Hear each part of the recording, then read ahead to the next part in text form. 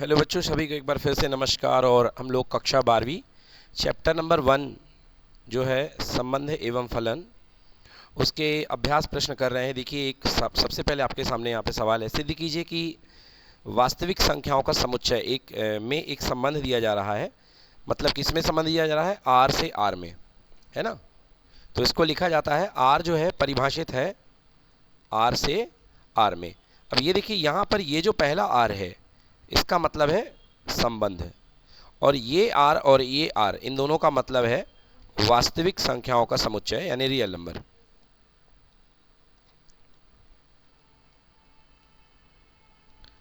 का समुच्चय, ठीक है ना। कह रहा है कि ये जो संबंध है इस तरीके से परिभाषित है। अब आर की वैल्यू दी गई है, क्या दिया संबंध? आर बराबर ग्रुप है ए कॉमा बी, दो समूह है ए कॉमा बी का, 2 अंकों का, और ए जो है वो बी स्क्वायर से कम है। ए जो है वो बी स्क्वायर से कम है, ठीक है। इसके द्वारा परिभाषित है। तो बताना है कि क्या ये स्वतुल्य है, क्या ये सममित है, क्या ये संक्रमक है कि नहीं है। आइए देखते हैं। तो अगर हम देखें कुछ अवयव लेकर के, क्योंकि सेट जो है वो कहाँ से जा रहा है? आर से आर में जा रहा है। मतलब जो पहला ग्रुप है, पहला सेट है वो भी आर है, और जो दूसरा सेट है वो भी क्या है? आर है। और जो हमारा रिलेशन यानी संबंध परिभाषित हो रहा है वो आर से आर में हो रहा है। तो हम 1 और 1 पहला अवयव देखते हैं। यदि हम 1 और 1 को देखते हैं, है ना, तो भाई 1 और 1 के लिए तो ये बिल्कुल सही है। सिंस 1 इज लेस देन और इक्वल टू 1 का स्क्वायर, क्योंकि 1 का स्क्वायर 1 हो जाएगा। तो लेस तो नहीं होगा मगर बराबर तो होगा, बराबर होगा। दिस इम्प्लाइज दैट, इसका मतलब 1,1 जो होगा आर का अवयव होगा। बोलिए हाँ है ना। तो बेटा ऐसे तो आपको दिख रहा है कि इसके बीच में संबंध बन रहा है, बन रहा कि नहीं बन रहा। मगर बेटा जब आपको बोला जाता है कि स्वतुल्य, तो स्वतुल्य का मतलब ऐसा नहीं कि कोई एक दो एलिमेंट, सारे एलिमेंट, सारे जितने होंगे उस सब एलिमेंट। तो मैं एक और देखता हूं 1/2 कॉमा 1/2, बट या एंड कर दें। और अगर मैं 1/2 कॉमा 1/2 पर चेक करूंगा तो 1/2 यानी कि a लेस देन और इक्वल टू 1/2 का स्क्वायर। क्या ये बात सही है? देखिए भाई साहब, 1/2 लेस देन और इक्वल टू 1/4, मतलब 1/2 1/4 के बराबर है या छोटा है? तो बराबर तो नहीं है, और छोटा भी नहीं भाई साहब, 1/2 तो बड़ा होता है, हाँ है ना। तो लिखेंगे जो कि असत्य है, जो कि असत्य है। क्यों? क्योंकि 1/2 जो है वो 1/4 से बड़ा होता है, चूंकि 1/2 ग्रेटर देन 1/4, और आप चाह रहे हैं 1/2 लेस देन हो जाए, मतलब ये असत्य है। इसका मतलब पता चल गया, अर्थात 1/2 कॉमा 1/2 ये रिलेशन का अवयव नहीं होगा। It is not the part of relation. 1/2 comma 1/2 relation का पार्ट नहीं होगा। बोलिए क्लियर है? सो अब 1/2 कॉमा 1/2 नहीं है रिलेशन का पार्ट, इसलिए दिया गया संबंध जिसका नाम आर है क्या नहीं है? स्वतुल्य नहीं है, स्वतुल्य नहीं है। ठीक है बच्चों, तो ये जो संबंध होगा ये स्वतुल्य नहीं होगा, पहला पार्ट। अब आ जाइए दूसरे पे बात करते हैं। दूसरे पे बात करते हैं सममित के लिए। तो सममित के लिए हम ले लेते हैं 1,2। तो चूंकि 1,2 बिलोंग्स टू आर, है ना, 1,2 belongs to R, 1,2 belongs to R. मतलब बेटा जो 1,2 है ये किसका अवयव है? संबंध का, आर का, ठीक है ना। अर्थात 1 का स्क्वायर लेस देन और इक्वल टू 2, यही है भाई साहब। हाँ गलत, 1 a less than B square था, ये नहीं था, ये था a less than B square. कहाँ गया क्वेश्चन? ये है, ये वाला है। तो a less than B square है, मतलब 1 लेस देन 2 का स्क्वायर, 1 लेस देन और इक्वल टू 2 का स्क्वायर। हाँ तो बिल्कुल सही है, कोई दिक्कत नहीं है। 1,2 जो है आर का अवयव है, हाँ या ना। परंतु देखिए 2,1 क्या आर का अवयव है? क्या 2,1 आर का अवयव है? 2,1 आर का अवयव है या नहीं है? नहीं है, बिल्कुल नहीं है। क्यों नहीं है? क्योंकि a less than B square जो 2 है वो लेस देन 1 का स्क्वायर होता है कि नहीं होता? होता है कि नहीं होता? नहीं होता है ना। 2 लेस देन 1 का स्क्वायर नहीं होगा भाई, 2 की वैल्यू तो 1 से बड़ी होगी ना, छोटी नहीं होगी, अर्थात ये आर का अवयव नहीं है। क्लियर हो गया? तो आप देख रहे हैं कि एक ग्रुप तो है उसका उल्टा नहीं है ना, स्पष्टतः।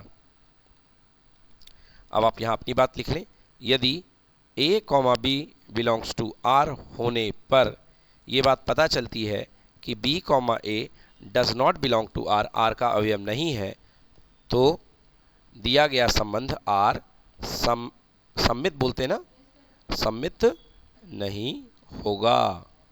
क्लियर कि नॉट क्लियर? तो ये जो संबंध होगा ये सम्मित नहीं होगा। ओके, चलिए तो ये हो गया अपने पास में, आपको हमने स्वतुल्य बता दिया, आपको हमने सम्मित बता दिया। अब इसके बाद हम बात करते हैं अगली संक्रमक संबंध की, कि ये संक्रमक है या नहीं है ना। चलिए तो संक्रमक की बात कर लेते हैं। अब हम क्या चेक करते हैं? संक्रमकता। ओके, इसके पहले हमने पहले नंबर पे क्या चेक करी थी? पहले नंबर पे हमने चेक करी थी क्या? स्वतुल्यता। क्या चेक करी थी? स्वतुल्यता। तो यहां से स्टार्ट करेंगे, स्वतुल्यता। फिर हमने चेक करी सम्मितता। क्या चेक करी यहां पे? सम्मितता। तो यहां पे लिखेंगे आप सम्मितता। और फिर इसके बाद में आप देख रहे हैं अब संक्रामकता, ठीक है ना, संक्रामकता। तो देखते हैं संक्रामकता के लिए हमने माना बच्चों, माना a बराबर 2, b बराबर -2 एंड c बराबर -1। हमने 3 अवयव मान के चल लिए, यस और नो? तो 3 अवयव मान के चल लिए। अब हम लेते हैं यहाँ 2, -2। बेटा देखो 2, -2, तो a लेस देन b का स्क्वायर है 2, -2 belongs to r, belongs to r। क्यों? क्योंकि a है 2 लेस देन और इक्वल टू -2 का स्क्वायर, अर्थात 2 लेस देन और इक्वल टू 4 सत्य है। बोलो है सत्य कि नहीं है? सत्य है, मतलब ये रिलेशन का भाग है, इसका अवयव है कि नहीं है? तो 2 -2 हो गया इतना, तथा -2, -1 बिलोंग्स टू r। क्यों? क्योंकि a less than b square, -2 less than और इक्वल टू -1 का स्क्वायर, अर्थात -2 लेस देन और इक्वल टू 1। हाँ बिल्कुल सही है बेटा, ये 1 हो गया ना, और 1 से तो -2 छोटा होता है, तो ये भी क्या हो गया? सत्य हो गया। हो गया बच्चों? तो देखिए a, b belongs to r, b, c belongs to r, है ना। अब हम देखते हैं, ये तो हो गया। अब हम चेक करते हैं परंतु a, c। देखिए 2, -2 और अगला क्या बना? -2, -1, है ना। परंतु हम देखेंगे 2, -1 पे। बोलो देखेंगे कि नहीं देखेंगे? 2, -1 पे क्यों देखेंगे भाई? ऐसे ही तो पढ़ते हैं ना हम लोग संक्रामकता, 2, -2 और फिर -2, -1, तो ये दोनों मैच कर जाते हैं, तो इन दोनों पे होना चाहिए, हाँ है ना। परंतु 2, -1, है ना, देखते हैं बिलोंग्स टू r होगा कि नहीं होगा, है ना, बिलोंग्स टू होगा या नहीं होगा, देखते हैं, बाद में लगा देंगे r। चलिए देखते हैं यहाँ पे a लेस देन b का स्क्वायर, 2 क्लियर लेस देन और इक्वल टू -1 का स्क्वायर, तो 2 लेस देन और इक्वल टू 1। बताओ सत्य है कि असत्य है? बेटा ये क्या है? असत्य है। क्या है ये? असत्य। 2 बेटा हमेशा 1 से छोटा होता है क्या बड़ा होता है? बड़ा होता है, तो यहाँ तो छोटा दे रखा है, ये मतलब क्या है? असत्य है। इसका मतलब ये बिलोंग्स टू आर नहीं होगा, बिलोंग्स टू आर नहीं होगा। अतः तो स्पष्टतः आप लिखेंगे तो यदि ए कॉमा बी आर के अंदर है एवं बी कॉमा सी भी आर के अंदर है तो यहाँ A comma C does not belong to R, R का पार्ट नहीं है, तो आर संक्रामक नहीं है, संक्रामक नहीं है। क्लियर हो गया? तो इस तरीके से आर जो है यहाँ पे संबंध जो है संक्रामक नहीं है। तो इस तरीके से दिया गया जो संबंध है वो ना तो सतुल्य है और ना तो सम्मित है ना तो संक्रामक है। तो आपको लिखना पड़ेगा कि दिया गया संबंध आर ना तो सतुल्य है, ना तो सम्मित है और ना तो संक्रामक है। ठीक है ना? क्लियर हो गया? तो आपको कुछ एलिमेंट ऐसे करके चेक करना चाहिए ऐसे क्वेश्चन में, नोट कर लें। चलिए अगले प्रश्न की तरफ बढ़ते हैं। अगला प्रश्न है क्वेश्चन नंबर 6। क्वेश्चन नंबर 6 देखिए क्या है। किसी विशेष समय पर किसी नगर के निवासियों के समुच्चय में से निम्नलिखित संबंध आर। तो मान लो बच्चों यहाँ पे एक नगर है, उस नगर को इंग्लिश में टाउन बोलते हैं, तो ये सेट टी है। ठीक है ना? संबंध बनाया जाता है, किससे बनाया जाता है? टी से टी में बनाया जाएगा। ये एक नगर है तो इसी का फोटोकॉपी नगर हो गया टी। अब नगर के एलिमेंट ए है कोई, तो नगर में क्या होते हैं बेटा? घर होते हैं। नगर में क्या होते हैं? जैसे अपने नगर में बहुत सारे घर बने हुए हैं, तो एक इसका ए मान लीजिए घर है ए बी सी डी ई, और ए बी सी डी ई इसके अंदर भी होगा, ये घर बने हुए हैं। तो मैं क्या कहूँगा आपको, जो है ये कहा गया है किसी विशेष समय पर किसी नगर के निवासियों के समुच्चय में निम्नलिखित संबंध है। हाँ, तो मतलब ये जो समुच्चय है ये घरों का नहीं है, ये जो समुच्चय है बेटा ये निवासियों का है। तो बेटा ये नगर के लोगों का समुच्चय है और ए बी सी डी ई यहाँ पे लोग हैं, ए बी सी डी यहाँ पे लोग हैं। तो क्या कहेंगे हम, जो हमारा संबंध है आर, आर जो है कहाँ से कहाँ में जा रहा है? टी से टी में, नगर से नगर में। अब आर की परिभाषा क्या दी गई है? आर बराबर दिया गया है एक्स कॉमा वाई, क्या कह रहा है? एक्स तथा वाई एक ही स्थान पर कार्य करते हैं, एक ही स्थान पर कार्य करते हैं, कार्य करते हैं।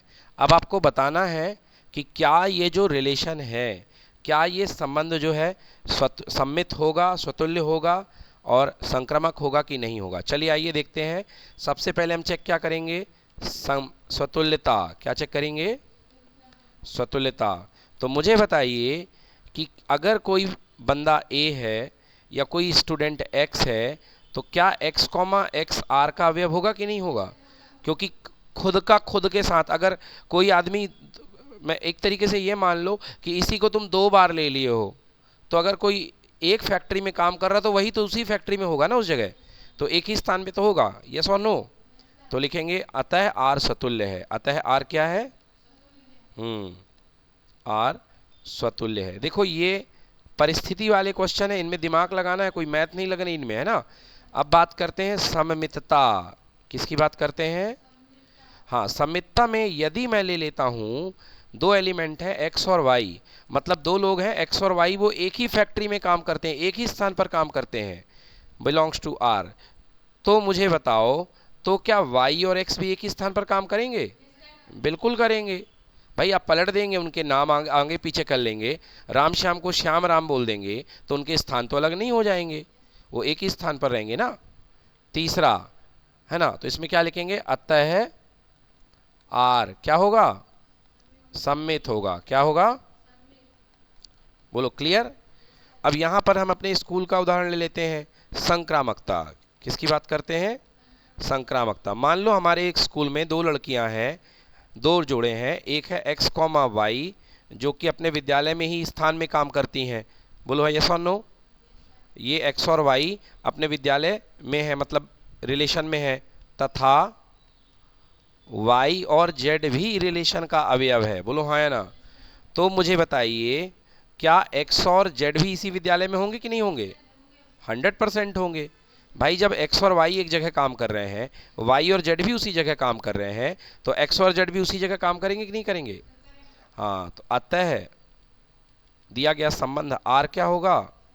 संक्रामक भी होगा। क्लियर कि नॉट क्लियर? और ऐसे संबंध जो सम्मित हों, संक्रामक हों और सतुल्य हों, ऐसे संबंध को क्या कहते हैं? क्या बताया था? कौन सा संबंध? भूल गए? तुल्यता संबंध। कौन सा संबंध? तुल्यता। जो तीनों संबंध हो, जिनके अंदर तीनों क्वालिटी हो, ऐसे संबंध को कौन सा संबंध कहते हैं?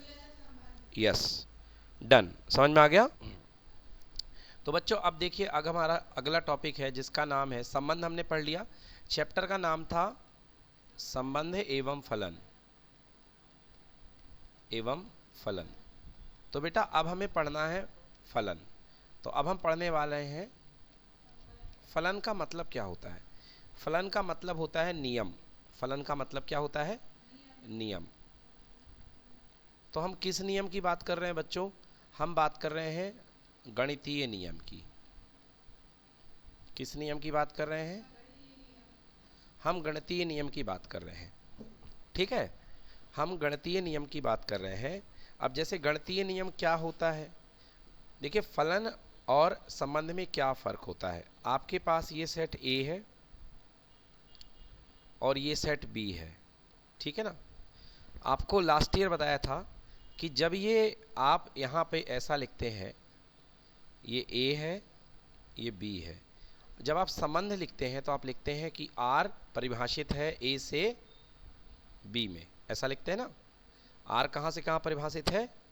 ए से बी में। और फलन के लिए क्या लिखते हैं आप? एक सेट ये बनाया, एक सेट ये बनाया, और आपने लिखा यहाँ पे ए और बी, और लिखते हैं कि फलन परिभाषित है, फंक्शन एफ परिभाषित है ए से बी में। क्लियर हुआ कि नहीं हुआ?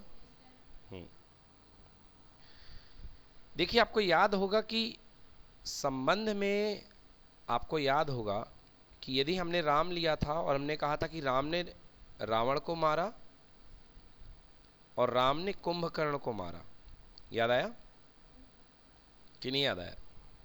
तो जब आप संबंध लिखते थे तो आर बराबर राम, रावण और राम कुंभकर्ण। क्लियर है? और जो भी होने होंगे होंगे, अभी हम समझने के लिए इस बात को बता रहे हैं।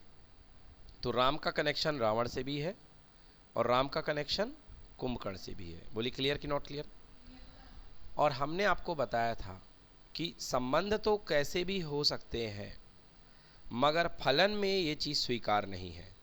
फलन में आपके लिए अगर एक इनपुट ए है तो इसके करस्पॉन्डिंग दो आउटपुट, इसके संगत दो आउटपुट, एक इसको मान लो B1 ले लो या वटेवर जो भी मान लो कुछ, है ना। जैसे मैं इसका नाम मान लेता हूँ Y1 और इसको मान लेता हूँ Y2।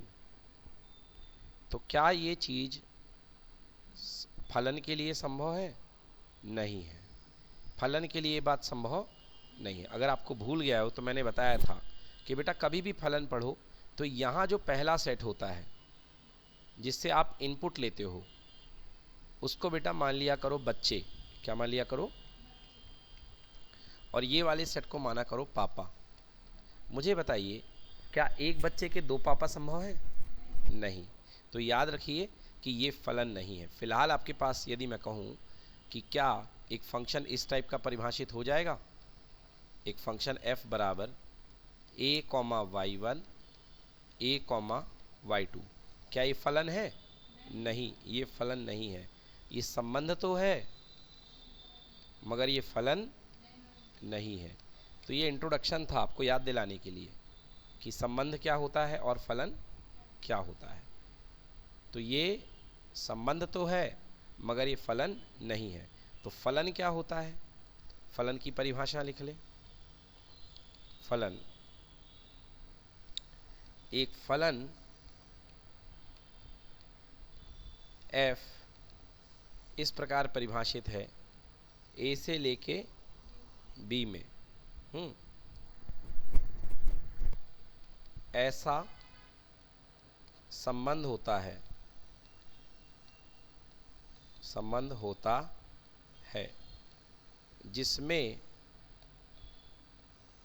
जिसमें ए के, किसके, ए के, कैपिटल ए पहला सेट के प्रत्येक अवयव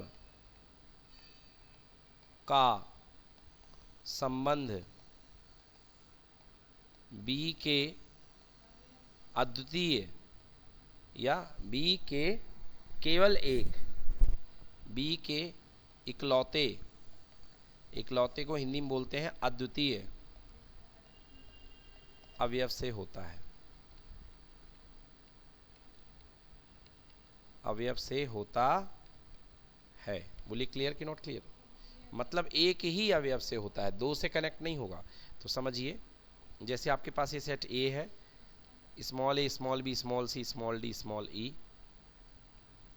यहाँ पे सेट बी है आपके पास में 1 2 3 4 5। तो ए का कनेक्शन किससे ले लो बेटा?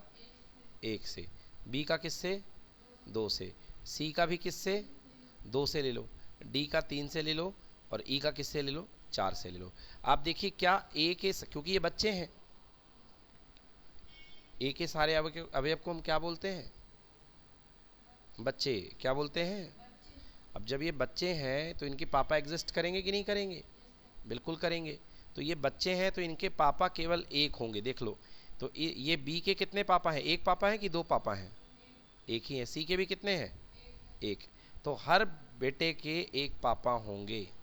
तो याद रखिएगा, कोई ऐसा खाली नहीं बैठना चाहिए, खाली बैठेगा तो संबंध नहीं हो सकता है।